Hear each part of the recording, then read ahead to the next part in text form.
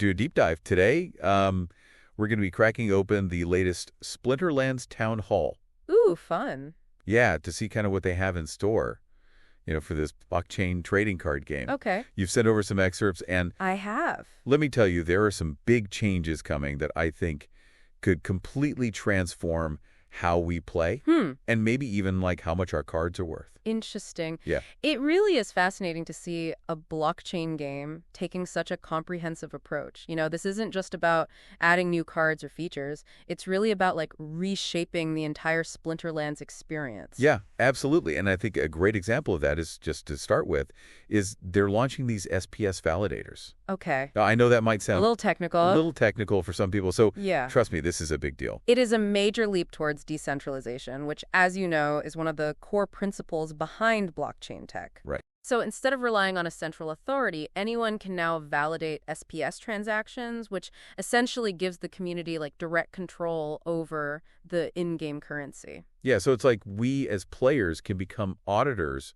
of the game's financial system, Exactly. making it more transparent, More secure. more secure, Yep. and that's something you just wouldn't see in a traditional game. Exactly. And it's fascinating because that level of transparency could actually attract more players who might be wary of that centralized control. Right. And it could even inspire other blockchain games to follow suit. That's true, but with all this talk about decentralization and like community control, how do they actually plan to like bring in new players and explain all this stuff to them? Yeah, that's a great question. Well, they've teamed up with this marketing agency called Not Corrupt Media, Okay. which is headed by Andrew Mall. Oh, wow. And he's kind of made a name for himself in the blockchain gaming world. Yeah, his success with Alien Worlds really shows that he gets how to reach both hardcore crypto enthusiasts and people who are new to blockchain gaming. Totally. Building a sustainable marketing machine is a smart move, especially if they want to appeal to mainstream gamers later on. Yeah, it shows they're in it for the long haul. Right. Not just a quick cash grab. Yeah. So they're targeting the Web3 gaming community first, Okay. and then aiming for mainstream gamers down the line. Interesting. I'm very curious to see how they'll bridge that gap. Me too. Trying to explain blockchain and NFTs to someone who just wants to play a fun card game. Right. They're going to have to make it simple and engaging without losing the essence of what makes Splinterlands unique. And speaking of making things engaging, Okay. Splinterlands is getting a bit of a makeover. Oh. So they're not changing the core gameplay or anything, but they're giving the brand this like visual and audio upgrade to make it feel more polished. more polished and more professional. I see. So like elevating it to the same level of quality you see in games like Magic, The Gathering, or Hearthstone. Exactly. Sleeker website, eye-catching trailers, marketing materials that really pop. Yeah. It's all part of attracting a wider audience. Yeah, it's like they're saying, hey, we're a serious contender in the gaming world, Right. and we've got the look to prove it. Mm-hmm. And speaking of new and exciting things, let's talk about this Conclave Arcana card set that's dropping in May. Ooh, okay. And they're introducing a brand new mechanic, which is racial tribes. Ooh, interesting. So that adds a whole new layer of strategy to deck building. Yeah. Imagine creating a team of dwarves that have, like, bonuses to their armor. Right, or like a swift and deadly elf squad. Exactly. It's going to totally change how people approach battle. That's cool. And they're also adding this like super secret element Yeah. to Conclave Arcana. Okay. They're keeping it under wraps for now, but they did say it would be especially appealing to collectors, Ooh. which has me very intrigued. That's a great way to build anticipation and generate buzz. For sure. But before we get too lost in the world of new cards, Okay. let's dive into some game-changing updates that are actually launching next week. Next week already. Yeah. Wow, okay. Survival mode and a completely revamped leaderboard system. Survival mode sounds intense. It does. And the fact that every league is now going to have its own leaderboard is huge. That's a huge win for players. Yeah, More chances to climb the ranks and snag those rewards. for sure. And there's a twist. Oh, there's a twist. Your leaderboard placement is actually going to be determined by your rating at the beginning of the season. At the beginning. Okay, so you can't just coast through the end of the season anymore. Nope. You have to be on top of your game from day one. It's going to be interesting to see how the community adapts to that. Oh, absolutely. I can already see people trying to like game the system, Yeah. intentionally lowering their rating at the end of a season so they can qualify for an easier leaderboard. For sure. But speaking of shaking things up, Splinterlands is completely throwing out their old tutorial system. What?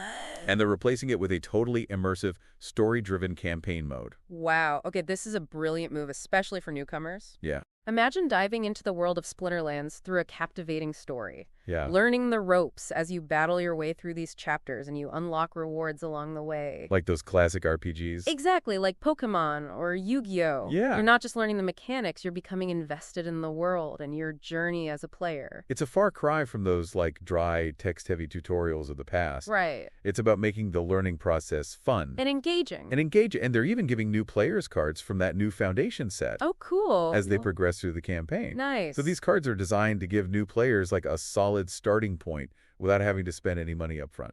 That's a clever way to lower the barrier to entry and make the game more accessible to a wider audience. Totally. But let's not forget about the players who've been with Splinterlands since the beginning. Right, they're the backbone of the community. Yeah, they're getting some love, too. So in addition to all the new features we've talked about, they're also expanding on something that's been in development for a while now, which is land. Okay. So version 1.75 is set to drop in March, and this time they're really focusing on making land a core part of the Splinterlands universe, not just like a standalone asset. Okay, this is where things get really interesting. Yeah. They're talking about using resources from your land to craft items that are actually useful in other parts of the game. It's brilliant. So imagine using your land to create these mage wagons. Which you need for Conclave Arcana. Exactly. Or even revival potions that can be used in survival mode. Oh, wow. It creates this interconnectedness between different aspects of the game. Yeah, it makes everything feel more cohesive and rewarding. Right. And they're even hinting at integrating land with future features like glamour and cosmetics. Ooh. Which are still shrouded in mystery. Very cool. It's all part of their vision to build this thriving, interconnected ecosystem. Players are going to have more control over their in-game assets. Yeah. More opportunities to strategize and profit. Totally. And just a deeper sense of immersion in the world of Splinterlands. Because the Splinterlands team is really firing on all cylinders right now. They're not just adding features. Right. They're building a world, community. A whole new way to experience blockchain gaming. And it's clear that they're in it for the long haul. Yeah. But with so much going on, I can't help but wonder, will all of these changes, all of this expansion, will it dilute the core essence of what makes Splinterlands so captivating? It's a valid question. Will the pursuit of new features and a broader audience compromise the strategic depth and the competitive spirit that drew so many players to the game in the first place? Yeah, only time will tell. Right. But one thing's for sure, Splinterlands is on this ambitious journey, and it'll be fascinating to see where it leads. We've covered a lot of ground. We have. But there's so much more to explore. Yeah. So let's take a quick break, and then we'll dive even deeper into the world of Splinterlands. That's good. Welcome back. All this talk about Splinterlands has got me thinking about my own deck. Oh, yeah. I've got some serious strategizing to do with all these new changes. For sure, it's not just about strategizing with our cards, though. It's understanding how all these pieces fit together. Right. Like those SPS validators. Yeah. That transition seems to have happened really seamlessly. It has. It's pretty amazing. Like, that wasn't just a small tweak. That was a massive overhaul of their tech. Mm-hmm. The fact they pulled it off with no major hiccups. Yeah. Really impressive. Yeah, it speaks volumes about their development team, led by Investigate. Clearly, they know their blockchain inside and out, and they're committed to making the player experience as smooth as possible. Yeah, and let's not forget the Jupiter team who developed the open source validator software. That's right. It's a testament to the power of collaboration in the blockchain space. But back to the changes themselves. Okay. What has me excited about these SPS validators is the potential for even more decentralization down the line. Oh, totally. Imagine if players could use their stake SPS to vote on proposals that directly impact the game's development. Whoa. Talk about community power. That would be a game changer. Right. Give players a real voice in shaping the future of Splinterlands. Yeah. But for now, let's talk about how they're going to attract new players to experience this decentralized wonderland. The marketing push led by Andrew Wall and Not Corrupt Media seems like a big step in that direction. Yeah, Andrew's not just throwing money at ads. He's strategically targeting specific communities, really understanding the nuances of the blockchain gaming market. Yeah, it's like they're building a well-oiled machine designed for sustainable growth, not just a flash in the pan. Exactly. And part of that strategy involved revamping the Splinterlands brand.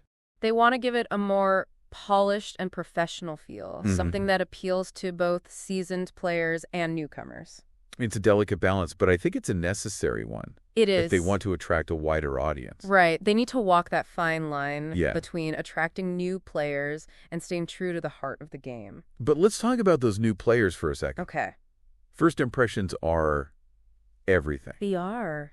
And Splinterlands is completely changing how they introduce people to the game. Oh, really? The campaign mode is a stroke of genius. It is. Instead of those boring old tutorials, right. They're creating an immersive, story-driven experience. You'll learn the game as you progress through the chapters, battle it out, and unlock rewards along the way. It's about creating an emotional connection. Exactly. With a world of Splinterlands, not just throwing a bunch of rules and mechanics at you. And they're giving new players cards from the Foundation set as they progress. Nice. It's a smart way to lower that barrier to entry. Totally, so you can jump in and start playing without having to invest any money up front. I love that idea. Okay, but what about us veterans? Of course, we can't forget about the veterans. We're getting some love too, right? Of course, the revamped leaderboards alone are going to shake things up big time. Big time. Every league will have its own leaderboard, which means more opportunities for players to compete and earn rewards. Yeah, and don't forget that your leaderboard ranking will be determined by your rating at the beginning of the season. At the beginning, that adds a whole new layer of strategy. I know. You can't just coast through the end of a season anymore. Nope. You got to be on top of your game from day one. It's going to be really interesting to see how the community adapts to this. Oh, absolutely. And then there's Glint.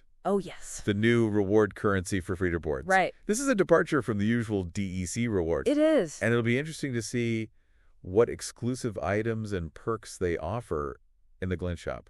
I bet those tradable high-end Glint items are going to be a hot commodity in the marketplace. Totally. And this focus on creating a sustainable and rewarding ecosystem extends to their plans for the land expansion as well. It's not just about owning a piece of virtual real estate anymore. They're finally integrating land with the rest of the game, making it more than just a cool collectible. Imagine using resources from your land to craft items that you can actually use in battles or in survival mode. Like those revival potions could completely change the outcome of a match. It's like they're weaving together all these different aspects of Splinterlands, creating a more interconnected and immersive experience. And it opens up so many possibilities for future development. Totally. What if players could build structures on their land that provide unique benefits, like enhanced resource production or even special abilities for their cards? Ooh, now that would be game-changing. Right. And they've mentioned these mysterious features called glamour and cosmetics. Oh, yes. Could those be tied to land as well? It's definitely possible. Imagine being able to customize your cards, your summoner, even the battle arena itself. Wow. Using items crafted from resources on your land. It would add a whole new dimension of personalization and creativity to the game. Players would go wild for that. Oh, yeah. It could even lead to a whole new player-driven economy. Totally. With people buying and selling land specifically for its crafting potential. Yeah. But back to those revival potions for a moment. Okay. It's a brilliant move to tie them to the land expansion. It adds a whole new layer of strategy to survival mode. For sure. Players won't just have to worry about their deck composition. Right. They'll also need to think about their land holdings and the resources they can produce. It's like they're creating a whole new metagame within survival mode. Players who are skilled at resource management and crafting will have a distinct advantage. Exactly, and it adds value to land ownership and incentivizes players to invest in that aspect of the game. Okay, now let's shift gears and talk about the Conclave Arcana card set. Ooh, yes. Dropping in May. Okay. The addition of racial tribes is going to blow the meta wide open. Oh, yeah. Imagine building a deck around specific racial synergies. Yeah. Like a team of dwarves with bonus armor. Or a group of elves with enhanced speed and agility. Exactly. It's going to be a blast experimenting with different combinations and strategies. And then there's the mystery surrounding that secret element. Oh, right. They're adding to Conclave Arcana. They're playing their cards close to the chest on this one. I know. But the fact that it will be especially appealing to collectors has everyone buzzing with anticipation. Well, it could be. Limited edition foils. Oh, nice card. I'm dying to know. Me too. I have a feeling this is going to be one of the most sought-after sets. Oh, for sure. In Splinterlands history. I think you're right with that marketing push happening at the same time. Yeah. The hype surrounding Conclave Arcana is going to be through the roof. Okay, but let's zoom out for a sec. Okay. Talk about the bigger picture. The big picture. Splinterlands is already a leader in the blockchain gaming space.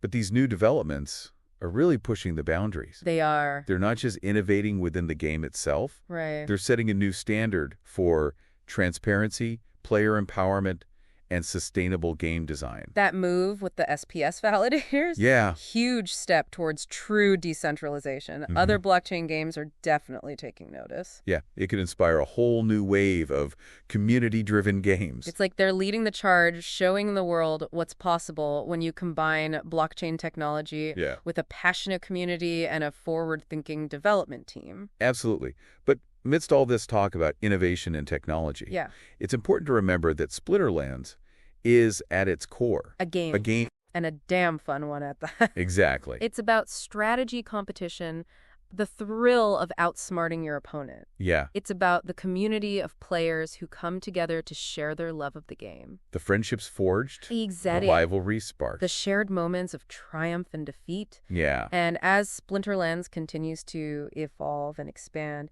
it'll be fascinating to see how these changes impact the very heart of the game. It's a question we'll all be grappling with as players. How do we balance the excitement of new features and expansions with the preservation of what makes Splinterlands so unique and engaging? It's a delicate dance. It is. And one that will require careful consideration from both the developers and the community. Yeah. But it's a conversation worth having. Absolutely. It's about making sure that Splinterlands stays true to its roots while also embracing the possibilities of the future. And speaking of the future, as we wrap up this part of our deep dive, I want to leave you with a thought to ponder. Okay, lay it on me. We've talked a lot about how Splinterlands is changing and evolving, but how will these changes affect the overall balance of power within the game? Interesting question. Will the influx of new players and the introduction of new features create opportunities for newcomers to rise to the top? Right.